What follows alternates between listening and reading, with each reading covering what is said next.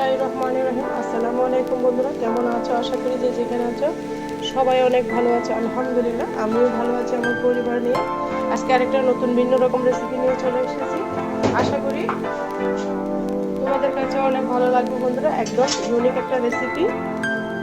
দেখতে পাচ্ছো এখানে আমি এগুলো নোনতা শাক নিয়েছি। তোমরা কি নামে বলো অবশ্যই ছোট্ট একটা কমেন্টসে বলবা। এগুলো আমাদের ডিস্ট্রিক্টে, চট্টগ্রামের ডিস্ট্রিক্টে আমরা নোনতা শাক বলি। এই শাকগুলোকে সুন্দর করে আমি বেছে নিয়েছি। এগুলো আমার ছাদ বাগানের থেকে উঠিয়ে নিয়েছি। এগুলো অগাছার মধ্যে এমনি এমনি হয়ে থাকে। সাথে 5 মিশালের শাক নিয়েছি। এই শাকের একটা নতুনত্ব রেসিপি শেয়ার করব। আশা করি অনেক ভালো লাগবে। এই শাকটা কিন্তু শরীরের জন্য অনেক ভালো, পুষ্টিগুণে ভরপুর। এই শাকটা যেখানে পাবেন পুরো নিয়ে চলে আসবেন। এতটা মজা, এতটা ভিটামিনে ভরপুর। এই শাকের মধ্যে কিন্তু তেমন নুন লাগে না। এই শাকের মধ্যে প্রচুর লবণ আছে। আর যারা প্রেশারের রোগী তারা কিন্তু এই শাকটা খাবেন না, তাদের জন্য কিন্তু সাইড এফেক্ট আসতে পারে। সেজন্য যারা প্রেশারের পেশেন্ট আছেন তারা কিন্তু এই শাক খাওয়া থেকে অবশ্যই বিরত থাকবেন। এই শাকটা কিভাবে রান্না করবো সম্পূর্ণ ভিডিও একটা লাইক দিয়ে আমার সাথে দেখতে থাকো বন্ধুরা। আশা করি তোমাদের অনেক ভালো লাগবে। আমি সাথে একটা আলু নিয়ে নিয়েছি, দেখতে পাচ্ছ। শাকটা বন্ধুরা আমি আগে থেকে বেছে নিয়েছি। এই পর্যায়ে আমি কুচি করে কেটে নিব। এতটা মজা বন্ধুরা, তোমরা একবার হলো যেখানে পাবে এই শাকটা খুঁজে নিয়ে আসবে। এটা কিন্তু বর্ষার সিজনে পাওয়া যায় না, শীতের শেষের দিকে এই শাকটা আগাছার মধ্যে উঠে থাকে। তোমরা যেখানে পাবে এই শাকটা খুঁজে নিয়ে আসবে। আমি যে প্রসেসে দেখাচ্ছি একবার হলো ভাজি করে খাবার শরীরের জন্য কিন্তু বাত ব্যথার জন্য অনেক উপকারী। যাদের শরীরে ব্যথা, জয়েন্টে জয়েন্টে ব্যথা, তারা যদি এই শাকটা খাও কিন্তু তোমাদের ব্যথাটা নিরাময় হবে। আমি আবারও বলতেছি, যারা প্রেশারের পেশেন্ট তারা কিন্তু এই শাক খাওয়া থেকে বিরত থাকবে, নাহলে কিন্তু প্রেশার বেড়ে যাবে। এই শাকের মধ্যে লবণ থাকে, তেমন লবণ না দিলেও চলে। আমি সুন্দর করে কুচি করে নিতেছি, দেখতে পাচ্ছ কতটা মজা বন্ধুরা। আমার রেসিপিটা সম্পূর্ণ দেখতে থাকো, একদম নতুন রেসিপি। তোমরা কখন এই শাক খেয়েছো কিনা সেটা কমেন্টসে বলবা। আর তোমাদের ডিস্ট্রিক্টে কী নামে বলো সেটাও বলবা। আমাদের চট্টগ্রাম ডিস্ট্রিক্টের জন্য এটাকে নোনতা শাক বলে, আমরা নোনতা শাক বা নুনিয়া শাক বলি। সুন্দর করে আমি কেটে নিয়েছি, দেখতে পাচ্ছ। এই পর্যায়ে একটা আলু নিয়ে নিয়েছি। আলুটাকে সুন্দর করে আমি কেটে নেব। আলুটা দিলে লবণের পরিমাণটা একটু কমে যাবে, সেই জন্য আমি আলুটা নিয়েছি। তোমরা চাইলে এমনি রান্না করতে পারো। আলুটাকেও আমি সুন্দর করে কেটে নিব।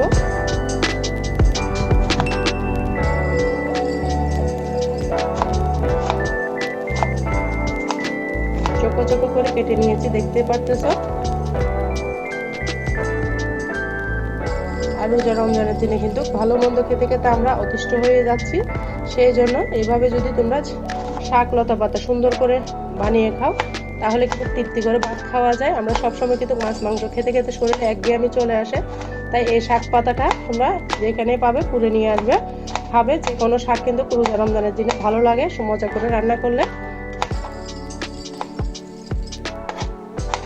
সুন্দর করে আমি আলুটাকেও কেটে নিচ্ছি, দেখতে পাচ্ছ।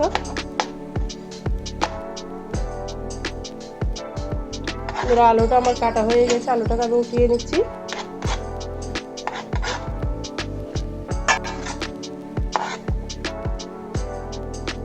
বন্ধুরা নিয়ে নিয়েছি বেশ কিছু রসুন। রসুনের পরিমাণটা অবশ্যই বাড়িয়ে দিতে হবে। শাকের মধ্যে সবসময় তোমরা রসুনের পরিমাণটা বেশি দিবে, তাহলে কিন্তু খেতে বেশি ভালো লাগবে। সুন্দর করে আমি রসুনগুলোকে কুচি করে নিচ্ছি।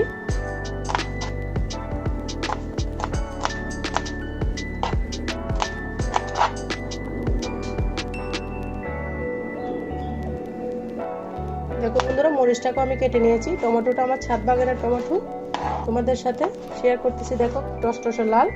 রসুন পেঁয়াজটা আমার আগে থেকে কাটা আছে ডিপের মধ্যে, নর্মাল ফ্রিজে, সেই জন্য আমি আর কাটতেছি না। এগুলো সব উপকরণ আমি কেটে নিয়েছি। এবার রান্নার প্রসেসে চলে যাচ্ছি। এখানে আগে থেকে আমি একটা প্যান বসিয়ে রেখেছি, তারপর দিয়ে দিচ্ছি পরিমাণ মতো তেল। শাক ভাজির মধ্যে তেলটা ভালো হলে খেতে বেশি ভালো লাগে বন্ধুরা, সেজন্য তেলটা বুঝে শুনে দিবা। তেলটা গরম হয়ে গেছে বন্ধুরা, আলুগুলো দিয়ে দিচ্ছি আমি।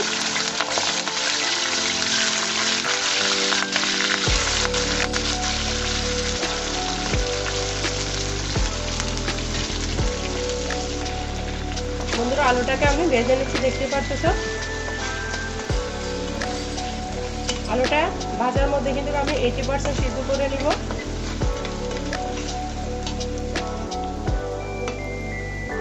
দিয়ে দেবো সামান্য পরিমাণে লবণ, দিয়ে সুন্দর করে নেড়ে চেড়ে ভেজে নিব।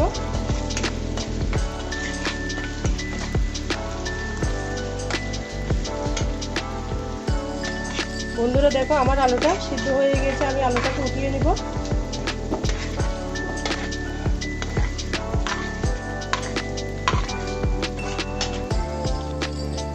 আলুটাকে আমি উঠিয়ে নিয়েছি। এই পর্যায়ে রসুনগুলো আমি অ্যাড করে দিব, তারপর দেবো পেঁয়াজগুলো, দিয়ে সুন্দর করে নেড়ে চেড়ে দিচ্ছি। একদম সিম্পল মশলা দিয়ে, হাতের কাছে থাকা জিনিস দিয়ে কিন্তু আজকের অসাধারণ রেসিপিটা, সাধারণ জিনিস দিয়ে অসাধারণ রেসিপি বানিয়ে নিচ্ছি বন্ধুরা। আশা করি তোমাদের কাছে অনেক ভালো লাগতেছে। ভালো লাগলে অবশ্যই লাইক দিবা, শেয়ার করে দিবা তোমাদের বন্ধুদের মাঝে। আমি কাঁচামরিচগুলোকেও দিয়ে দেবো, সুন্দর মতো নেড়ে চেড়ে দিচ্ছি। একদম সাধারণভাবে দেখাচ্ছি, আশা করি তোমাদের কাছে অনেক ভালো লাগতেছে।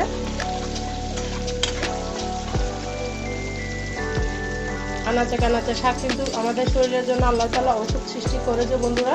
এরকম শাক যদি খাওয়া যায় শরীরের বাত ব্যথা চলে যাবে। অনেকজন পায়ে ব্যথা, ঘাড়ে ব্যথা, হাঁটুতে ব্যথা, এই শাকগুলো যদি খান তাহলে আপনাদের ক্যালসিয়ামের ঘাটতিটা পূর্ণ হবে, ঘাড় ব্যথা কমে যাবে। এ পর্যায়ে আমি অ্যাড করে দিলাম টমেটোটা,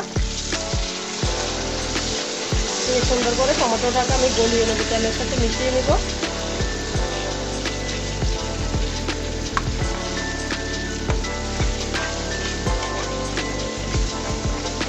সিম্পল রেসিপি।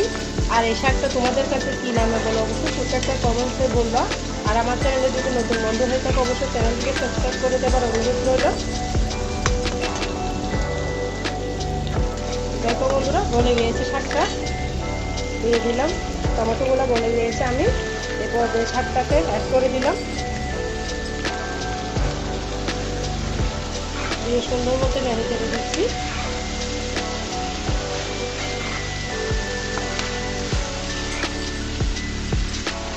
আমি কিন্তু বন্ধুরা এখানে কোনো আর লবণ দিব না, আলুর মধ্যে যে সামান্য লবণটা ব্যবহার করেছি ওটাই দিয়ে আমার হয়ে যাবে। কারণ এই শাকের মধ্যে প্রচুর লবণ থাকে, তাহলে লবণ দিলে আমার শাকটা আর খাওয়া যাবে না, সেই জন্য আমি লবণটা আর ব্যবহার করব না। শাকের লবণটা দিয়ে আমি শাক রান্না করে নিব। এই পর্যায়ে আমি আলুগুলোও অ্যাড করে দিব, দিয়ে সুন্দর করে শাকের সাথে মিশিয়ে নিচ্ছি। কতটা টেস্টি বন্ধুরা, তোমরা যদি বাসায় না বানাও তাহলে আর কিন্তু স্বাদ পাবে না। তোমাদের দেশে কী নামে বলে অবশ্যই বলবা। সুন্দর মতো নেড়েতে আরও মিশিয়ে নিচ্ছি। আর তেলটা ভালো করে দিতে হবে, শাকের মধ্যে তেল না দিলে কিন্তু আমার কাছে বিশেষ করে ভালো লাগে না। আর তোমরা যদি কম খেতে চাও তাহলে কম দিয়ে রান্না করবা, তবে সাথে শাক ভাজির মধ্যে একটু ভালো তেল দিলে ভালো লাগে খেতে। গরম ভাতের সাথে, রুটি পরোটার সাথে একদম জমে যাবে, এতটা মজা। এই শাকটা কিন্তু রুটি পরোটার সাথেও খেতে ভীষণ ভালো লাগে। দেখতেই পারতেছো কত সুন্দর কালার এসেছে। আর রান্নার শেষে আমি একটা মশলা দিব বন্ধুরা, সম্পূর্ণ ভিডিও দেখতে থাকো, এই ভিডিওটা স্কিপ করবো না। এই পর্যায়ে আমি নেড়ে চেড়ে ঢাকনা দিয়ে ঢেকে দিয়েছি। চুলার আগুনটা কিন্তু আমি হাই ফ্লেমে রেখেছি। ঢাকনা দিয়ে ঢেকে দিলাম, 2 মিনিট পর ফিরে আসতেছি বন্ধুরা। 2 মিনিট পরে ফিরে এলাম, দেখতে পারতেছো শাকের কালারটা চেঞ্জ হয়ে গিয়েছে। আমি আবার নেড়ে চেড়ে দিচ্ছি। চুলার আগুনটা কিন্তু আমি কমাই নাই, চুলার আগুনটা কমাইলে অনেকগুলো পানি ছেড়ে দিবে, সেই জন্য আমি আর কমিয়ে রাখি নাই।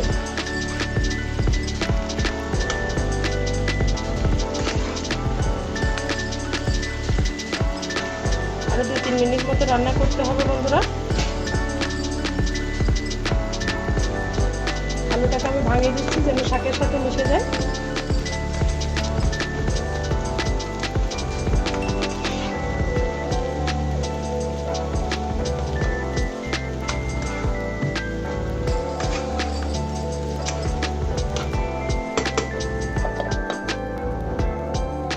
বন্ধুরা আমি আবারও নেড়ে চেড়ে দিচ্ছি, দেখতে পাচ্ছো শাকটা আমার সিদ্ধ হয়ে গিয়েছে। এই পর্যায়ে আমি অ্যাড করে দিব একটা স্বাদের ম্যাজিক। এখানে আর কোনো মশলা দেওয়া লাগবে না, এটা দিয়ে কিন্তু অনেক মজা হবে এই শাকটা।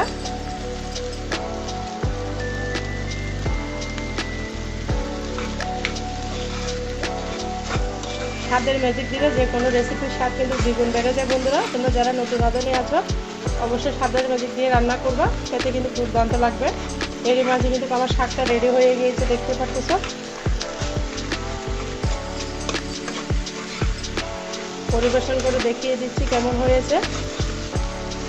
স্বাদের ম্যাজিক দিয়ে আমি 2 মিনিট মতো রান্না করব। দেখো বন্ধুরা, 2 মিনিট করে ফিরে এলাম, আমার শাকটা রেডি হয়ে গিয়েছে। দেখতে পাচ্ছ পানিটা চুষে নিয়েছে, কত সুন্দর কালার এসেছে। তোমরা একবার হলো এভাবে ট্রাই করবে, খেতে কিন্তু অসাধারণ লাগে। কেমন হয়েছে আমার শাক রেসিপিটা অবশ্যই ছোট্ট একটা কমেন্টসে বলবা। দেখতে পাচ্ছ যতটা লোভনীয় লাগতেছে গরম ভাতের সাথে, খেতে কিন্তু আরও অসাধারণ লাগবে। তোমরা একবার হলে এভাবে ট্রাই করবে, খেতে কিন্তু দুর্দান্ত লাগবে। আর বন্ধুরা যারা আমার সাথে এতক্ষণ পর্যন্ত ছিল সবাইকে অসংখ্য ধন্যবাদ, অনেক অনেক ভালোবাসা, সবার জন্য শুভকামনা দোয়া রইল। আজকের মতো আমি এখানে বিদায় নিচ্ছি। সবাই ভালো থাকবে, সুস্থ থাকবে। আল্লাহ হাফিজ। আসসালামু আলাইকুম রহমতুল্লাহি ওয়া বারাকাতুহু।